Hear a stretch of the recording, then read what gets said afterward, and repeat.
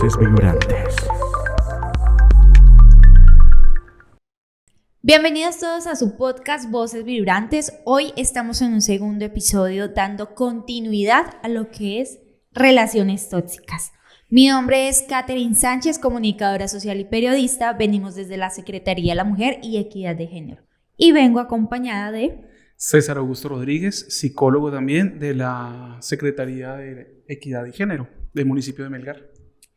Bueno, chicos, estamos acá porque primero lo pidieron y segundo, no hay nada más bonito y chévere y gratificante que tener estos espacios que son poco convencionales y que nació desde la Secretaría de la Mujer y Equidad de Género. Pero César, cuéntanos, danos un pequeño resumen de lo que fue el anterior podcast. Bueno, en el anterior podcast nos encontramos hablando sobre lo que eran las relaciones tóxicas, dimos algunos elementos, algunos herramientas, ¿no? Como para poder identificar si estoy en una relación tóxica y aún más, si además de saber si estoy en una relación tóxica, poder identificar si estoy yo siendo el tóxico o mi pareja es la que se está comportando como pues una pareja tóxica, ¿cierto? También encontramos algunos elementos de qué podemos hacer cuando nos encontramos frente a una relación tóxica o somos testigos, ¿no? De cuando alguien, un familiar, un vecino o alguien querido o apreciado para nosotros está pasando por una situación similar. También colocamos algunos ejemplos de vida, incluidos un ejemplo que diste tú, otro ejemplo que di yo, sobre pues nuestras propias vidas, en donde creo que los vamos a retomar, ¿no? Claro, no hay nada más bonito o impactante que las mismas experiencias. Total. Porque una cosa es venir a hacerle la charla y otra cosa, venga, es que yo pasé por ahí. Claro, y todos vamos a pasar por ahí. Exacto, además del conocimiento profesional, el conocimiento técnico, también tenemos el conocimiento, podría decirse, en carne viva. Entonces eso da como un criterio más profundo, ¿no? Sí. Ok, bueno, entonces a lo que vinimos. Violencia de género, mitos y realidades. ¿Por qué colocamos lo que es violencia de género en temas de relaciones tóxicas? Precisamente porque están completamente relacionados, ¿cierto? Las relaciones tóxicas son relaciones que se gestan, se generan, se desarrollan en medio de la violencia. Y es una violencia de género en sus múltiples formas, ¿no? Entonces entendamos la violencia de género que se puede presentar de forma física, emocional, psicológica, económica, violencia institucional, hay una violencia vicaria. Entonces hay una multidimensión ahí completa para poder explorar, pues esperemos que en otro capítulo de manera más profunda, ¿listo? Bueno, la violencia de género, ¿ustedes creen que es una exageración o es algo real? ¿Ustedes han escuchado alguna vez mencionar o decir que la violencia de género es una exageración? ¿Decir que la violencia de género no existe? ¿Te dice que no existe? ¿Sí lo has escuchado o no? Sí lo has escuchado. Listo, muy bien. Entonces resulta que sí, eso se escucha en muchas ocasiones, ¿cierto? En donde tratamos de negar la existencia de algo que pues estamos viviendo día a día, ¿no? Creo que hay unas cifras por ahí. Sí. Se reporta que diario 1 de cada 3 mujeres sufren violencia de género, basada en género. También en Colombia, lo que fue aquí en Colombia el año pasado, 2024, fue el periodo menos violento desde hace 22 años. Menos violento. Eso no quiere decir que las cifras no estén altas. Por ejemplo, 44 homicidios, 1.585 violencias intrafamiliares, 3.312 niñas han sido abusadas y violadas. Es una realidad, pero este año el pico de violencia de género ha aumentado una cosa que entristece, que uno dice, venga, todo este trabajo que estamos haciendo, tantas campañas que se están presentando, Pero creo que en este año se ha incrementado la violencia hacia la mujer, hacia la comunidad LGBTIQ+. Creo que nos estamos volviendo cada vez más, no inhumanos, sino poco empáticos ante este flagelo, porque ya lo estamos normalizando. O sea, normalizamos un grito, normalizamos hasta una mal mirada, normalizamos que nos empujen, porque creemos que es la primera vez y no va a volver a pasar. Sí. De hecho, y las mujeres también están volviendo sí, claro, muy violentas. Esto, en este momento esto está por parte y parte, ¿no? Hay mujeres y hay hombres que están siendo vulnerados, violentados, ¿listo? Pero entonces aquí hay que tener en cuenta lo siguiente. Iba a comentarles, ¿no? En estos días estaba en medio de una sesión individual con una señora que llegó buscando pues ya apoyo. Ella, en el momento pues que yo le pregunté pues cuál era la razón, entonces manifestó que había sido víctima de violencia. Entonces cuando yo le pregunté, pues tratamos de ahondar un poquito más en el tema, entonces me dijo que era víctima de violencia física, que su pareja la había agredido físicamente. Entonces dijo, y ahí sí, eso sí no se lo permito, ¿sí? Cuando me dijo ese, y ahí sí, a mí me entró como la curiosidad, dije, probablemente no es solamente físico, ¿cierto? Entonces cuando empezamos a indagar más, empecé a darme cuenta que la señora tenía como muy, de alguna manera, normalizado los gritos, palabras humillantes, comentarios denigrantes, todo este tipo de cosas que se generan en medio de una relación con una persona abusiva. Y ella lo tenía normalizado. Entonces ella decía, no, pues eso hace parte de la relación, eso es normal, pero ya cuando me van a pegar, cuando me fue a pegar, ahí sí ya no. Entonces cuando empezamos a hablar y le empecé a contar que esto también hacía parte del paquete de la violencia, ¿cierto? Cuando se hacía parte de este paquete, ella empezó a como quedarse en shock y a entender un poco más cuál había sido la dinámica real de su relación, ¿sí?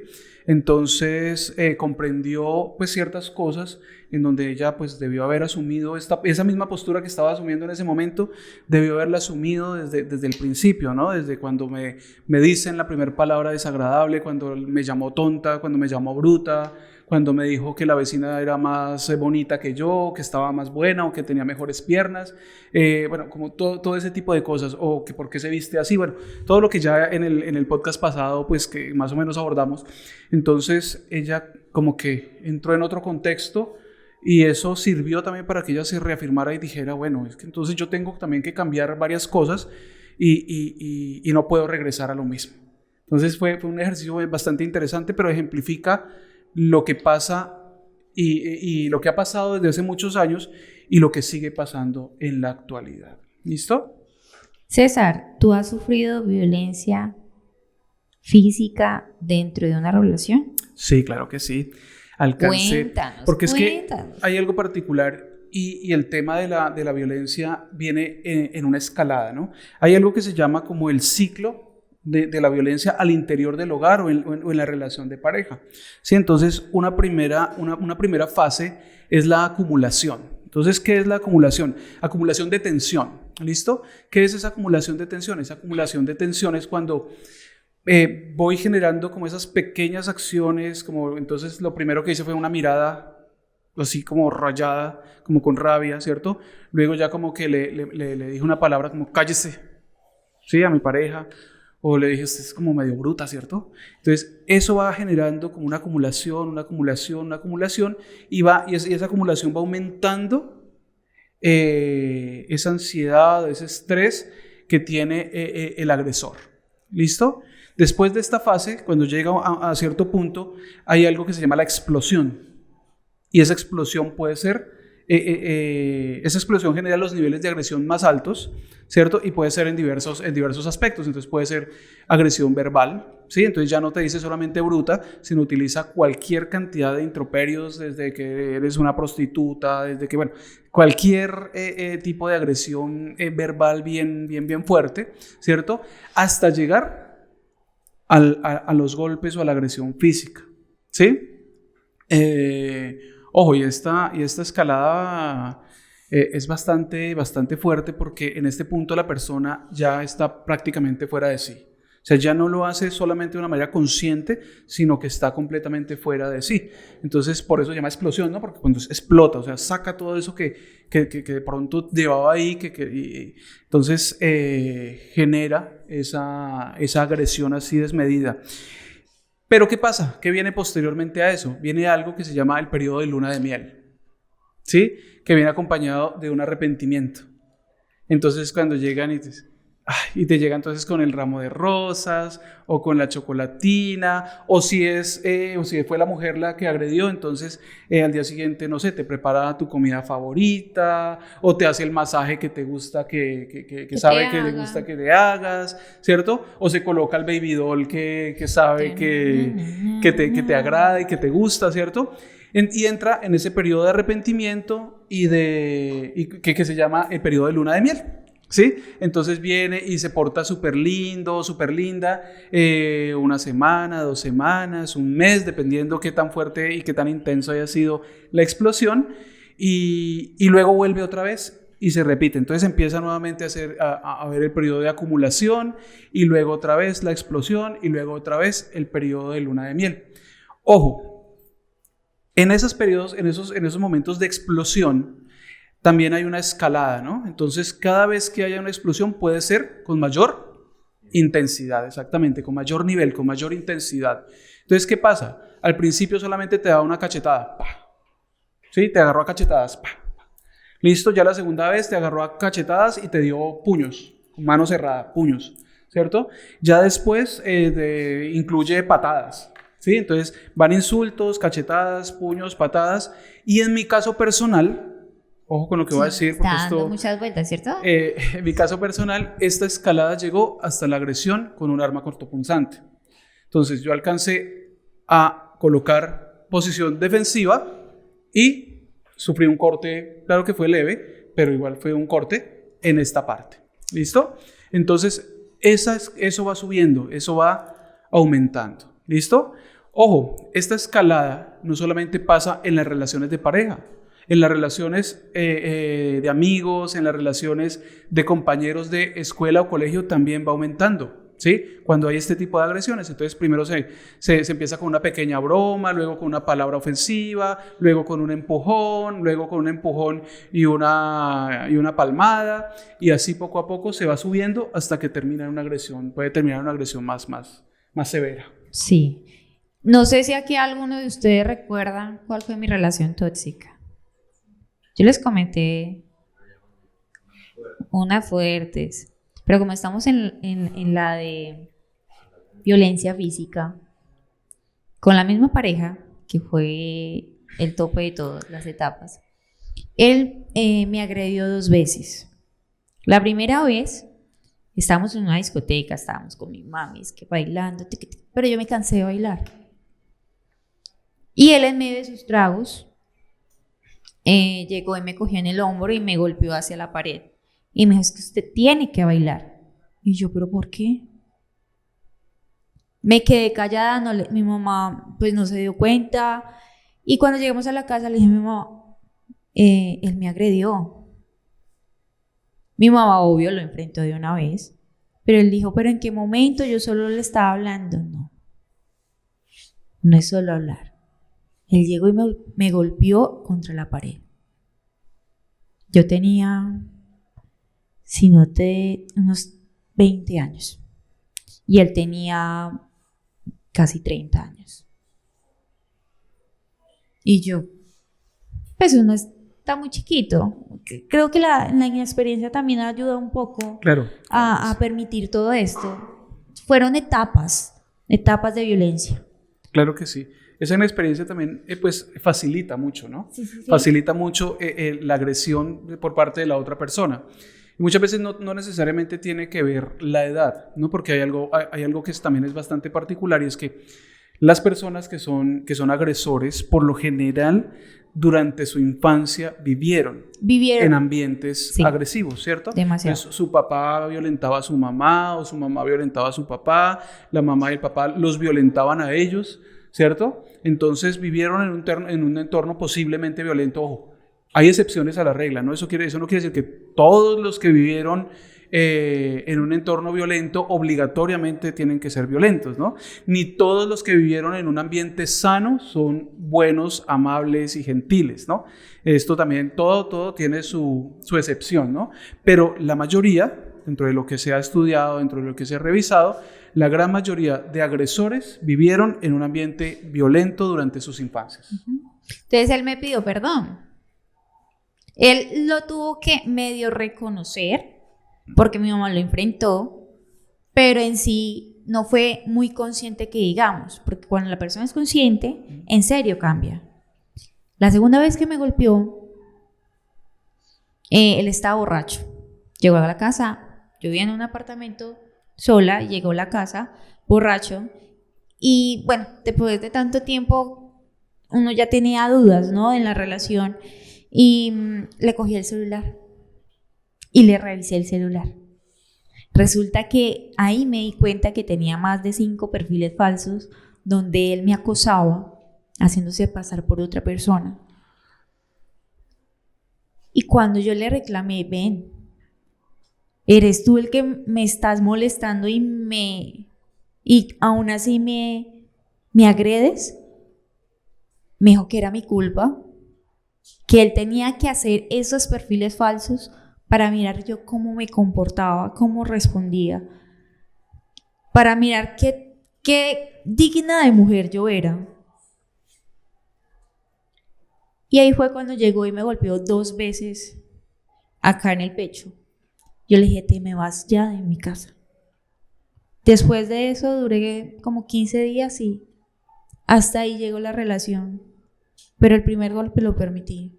La primera falta de respeto, yo la permití. Él no es una mala persona, pilas. Todos tenemos un monstruo en nuestro interior, todos. Ninguno acá tiene 100% el control de sus emociones, de su personalidad. Pero puedo decir, él es muy buen amigo, él es muy buen hijo, muy buen compañero de trabajo, pero desafortunadamente no era la persona ideal para mí, para mi vida. Lo entendí después de 3 años y 4 meses de compartir con él. No funcionamos, nos permitimos y nos faltamos el respeto los dos, porque yo también decía groserías, yo no era una santa paloma, gracias a Dios nunca lo agredí, pero quizás en boca sí, le decía malas palabras y le tenía miedo. Claro. Le tenía mucho miedo. Mira que él sufrió mucha violencia intrafamiliar cuando era muy chiquito. Él veía cómo su padre, en serio, casi lleva a la mamá muchas veces al hospital de las golpizas que le daban. Nosotros somos los que decidimos en nuestra adultez qué ser humano queremos ser, Sí. ¿cierto? Sin embargo, hay una cuestión particular también, ¿no? El tema también es, para poder decidir yo tengo que ser consciente, ¿cierto?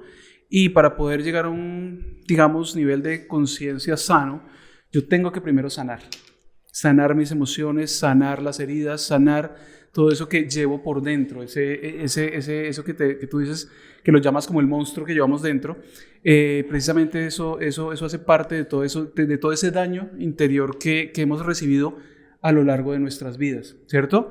Entonces, que como adultos podemos, la primera decisión que podemos tomar es empezar a sanar para poder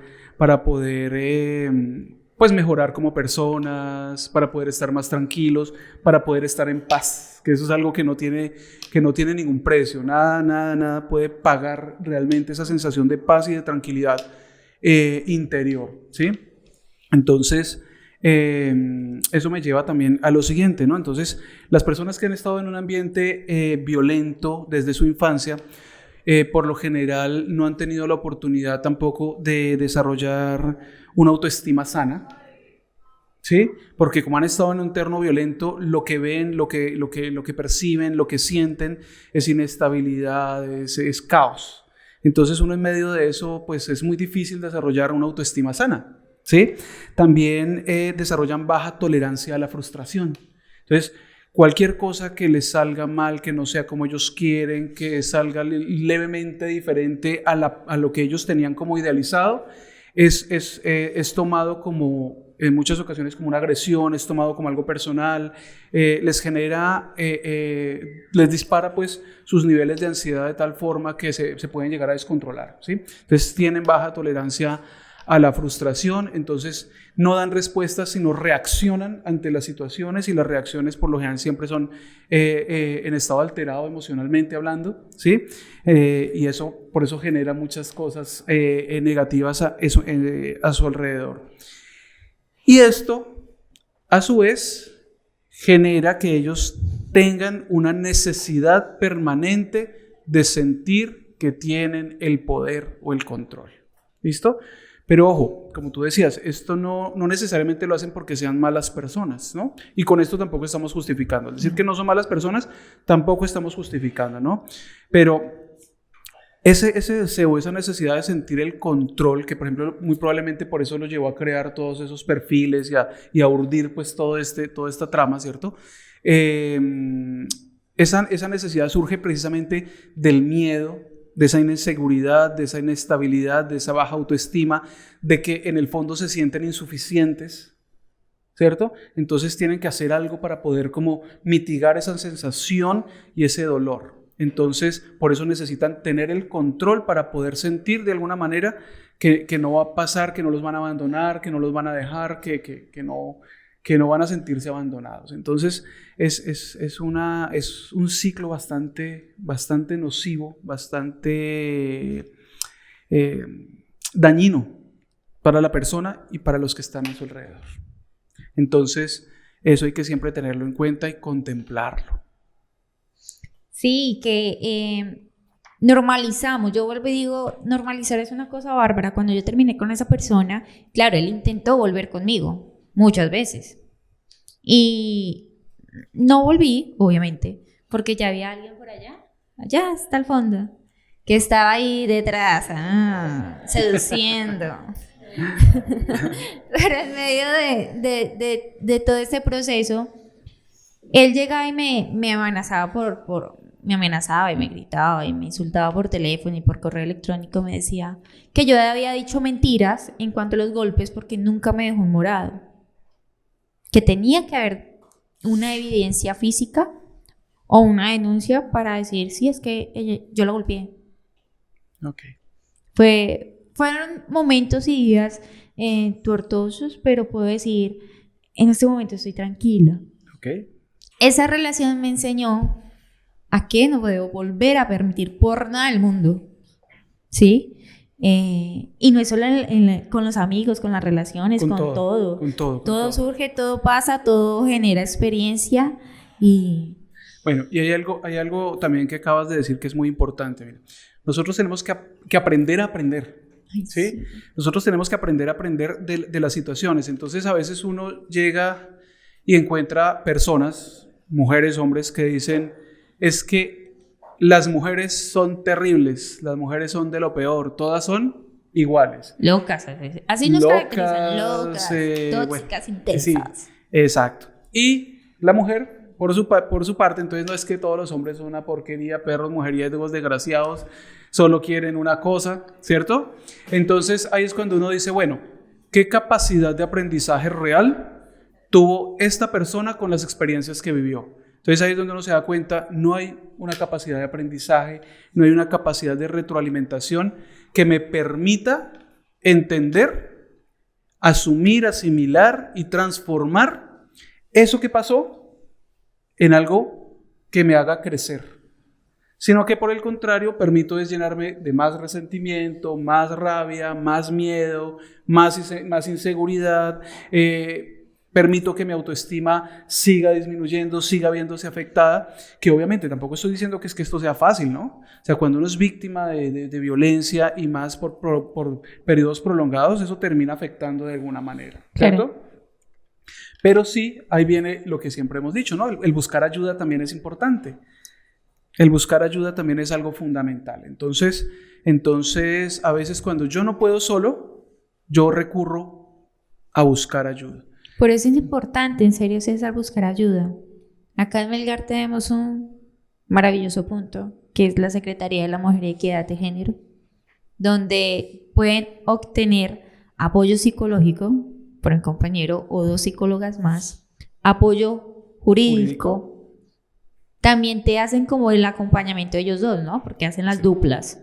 Venga, desde lo legal y desde lo emocional, experimental, te podemos ayudar. Allá estamos desde la línea de atención. ¿Quién se la sabe? Yo la dije la otra vez. 316-018-9455 es la línea de atención. O estamos en Facebook, en Instagram, WhatsApp. Nos pueden buscar y en serio buscar ayuda, no solo para nosotros. Si sabemos de alguien, aconsejarle. No hay nada más bonito que poder salvar la vida y la estabilidad emocional de otra persona. Sí, en estos días ha pasado algo muy bonito en la Secretaría precisamente, y es que varias de las personas nuevas que he estado acompañando en su proceso han llegado así, porque otras personas, otras mujeres que han estado en la Secretaría dicen, no, ven que yo conozco un sitio en el que te pueden ayudar. Entonces he tenido las últimas 4 o 5 han llegado precisamente pues acompañadas de sus amigas, de una vecina, de otra persona, y eso me parece muy chévere, porque eso quiere decir que estamos siendo más empáticos con el sufrimiento de las otras personas, y eso es maravilloso. Bueno, ahora... ¿Preguntas? ¿Preguntas? ¿Tiene alguna pregunta, alguna duda? ¿Sí? Sí, se ha estado moviendo hartísimo, ¿cierto? ¿Es que tienes alguna tachuela, puntilla en la silla? ¿No? Listo. ¿Duda, inquietud? ¿Alguna persona tiene duda, inquietud, comentario? Listo. Espera que la ubiquen en la cámara, ponte el video, por favor. Y lo ubican ahí en la cámara. David le avisa. La que tiene ahí. Esa, la que está al frente tuyo. No puedes mirar hacia la noticia, sino a la puedes mirar hacia. Ya. ¿Qué pasa si la persona que está siendo maltratada o violentada quiere salir de ahí, a pesar de que usted le da las oportunidades o las herramientas de que salga de ese entorno, pero ella no quiere? Por ejemplo, yo tengo una familia que ella ha sido maltratada, se involucra a la policía, a la fiscalía, pero ella sigue volviendo. La hemos sacado de ahí, la hemos llevado a la casa, mi papá la cuida, mi papá la defendió en ese momento, porque una noche nos llamó a las 2 de la madrugada diciendo que él estaba pegando y se escuchaba los golpes. Entonces papá se fue por allá a ayudarla. Y la sacó ahí, la mandó a la casa, la renta, pero ya a los que se volvió con él. Y cuando llegó la policía, le gritaron a la de la policía que no lo volviera a buscar, que no lo volviera a buscar, que no quería nada con ella sin buscar. Ok, vale. Entonces, mira, a veces tendemos a juzgar muy duro a las personas, ¿cierto? A veces tendemos a juzgar un poquito duro a las personas que sentimos que son débiles, y los catalogamos como débiles, como ineptos, como incapaces, pero a veces las cargas y las heridas emocionales que llevamos se convierten en una barrera muy grande para nosotros o para muchas personas, ¿cierto? Entonces, por ejemplo, hay algo que se llama indefensión aprendida, ¿sí? Entonces es cuando yo siento que yo no puedo, y ya me acostumbré, ya aprendí, y ya como que bajé los brazos, dejo de luchar, porque siento que no hay nada más para mí, no hay nada más allá, ¿sí? Entonces muy probablemente pienso que la única relación que yo puedo tener, el único hombre o la única mujer o la única persona que se puede fijar en mí es la que está en este momento conmigo, ¿sí? Y de pronto sí, hoy me golpea, me deja medio muerta, pero mañana me consiente, mañana me está diciendo que soy muy linda, mañana está yendo a recoger, está yendo y me busca y me recoge en el trabajo, me lleva chocolatinas, me lleva un plato de lechona, me consiente, ¿cierto? Sí, hay una dependencia emocional muy fuerte. Para eso yo creo que son importantes la familia y los amigos. Queden Sí. de un momento de, oiga, pero si la acaba de reventar, de golpear, de insultar, ¿por qué sigues ahí? Listo. Ese apoyo familiar es importante, pero pues por ejemplo, como nos damos cuenta en en la narración de la compañera, a pesar de que ella tiene una red familiar que la apoya, ¿cierto? Aún así ella retorna.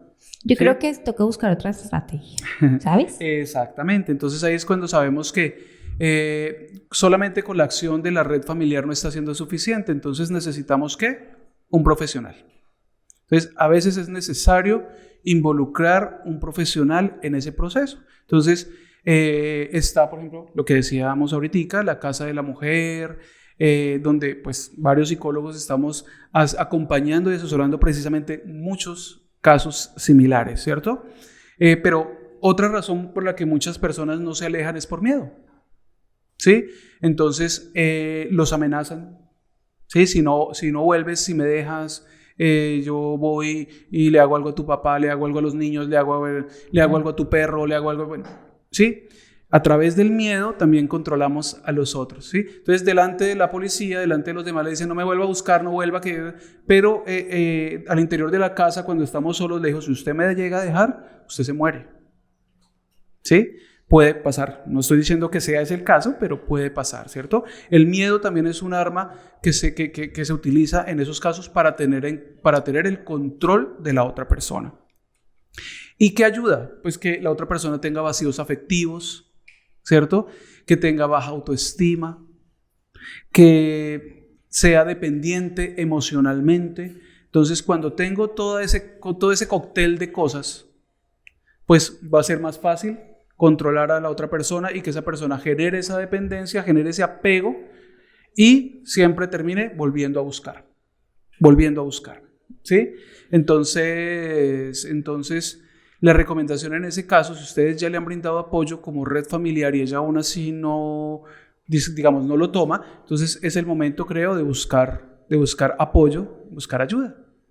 Entonces sería que bien seas tú o tu mamá, tu papá o la persona que más, de pronto en la que ella más confíe de su núcleo familiar, de su red de apoyo familiar, la acompañe a la secretaría. La lleve a la secretaría y tratemos de concertar una cita. La violencia física, la violencia de género, sabemos que ya no es un mito, no es una exageración, es nuestra realidad. Y a veces nosotras, hombres y mujeres, creemos que no nos va a pasar.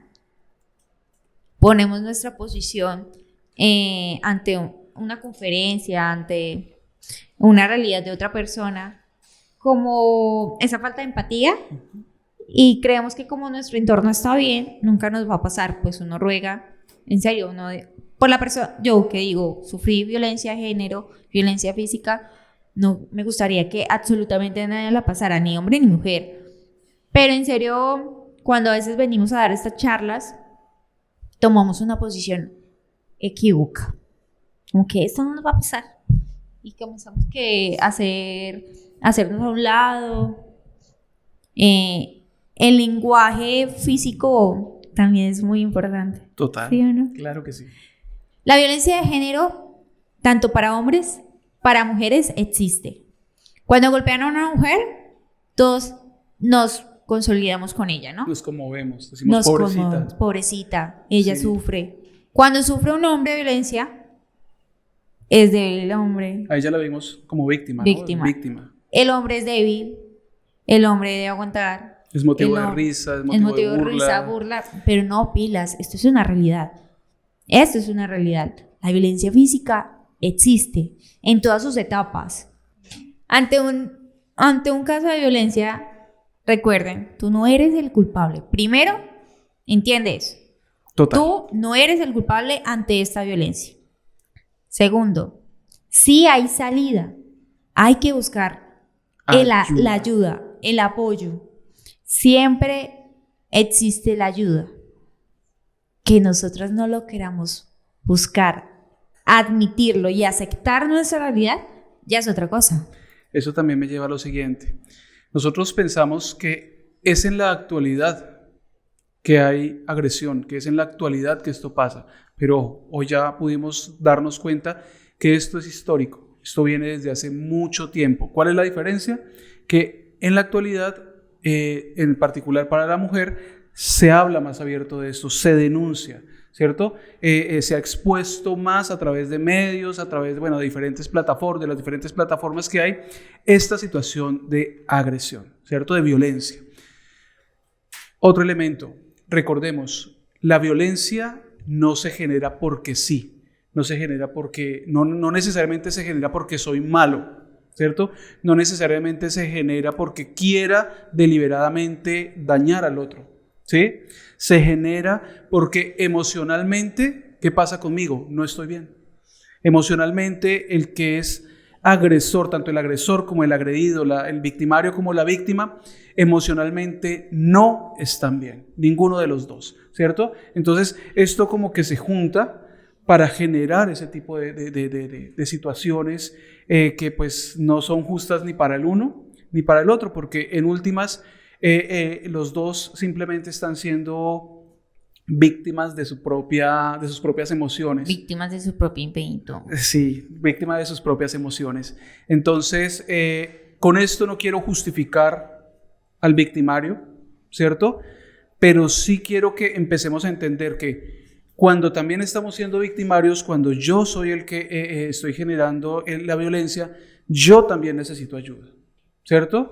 Yo necesito ir y exponer mi situación, buscar ayuda profesional y decirle, mire, es que yo no puedo controlarme, yo soy agresivo, yo me emborracho y golpeo a mi esposa, golpeo a mis hijos y yo no quiero seguir en esa dinámica. ¿Por qué? Porque también estoy sufriendo, ¿sí?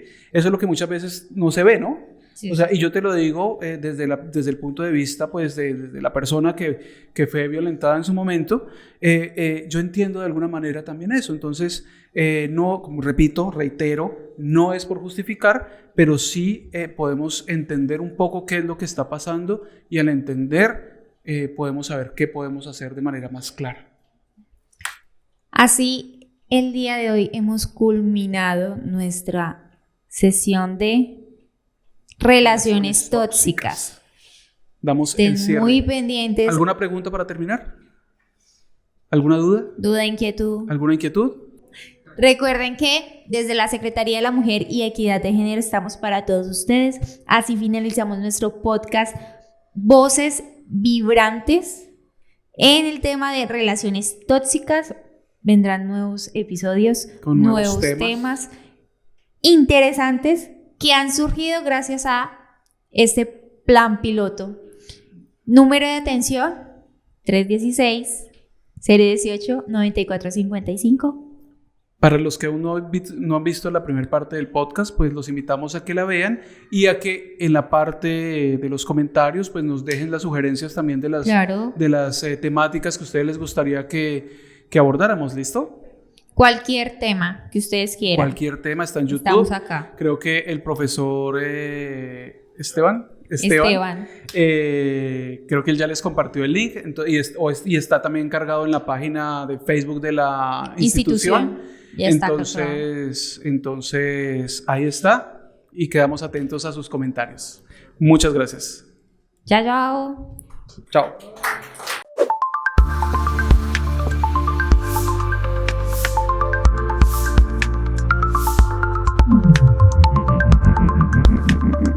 Voces Vibrantes.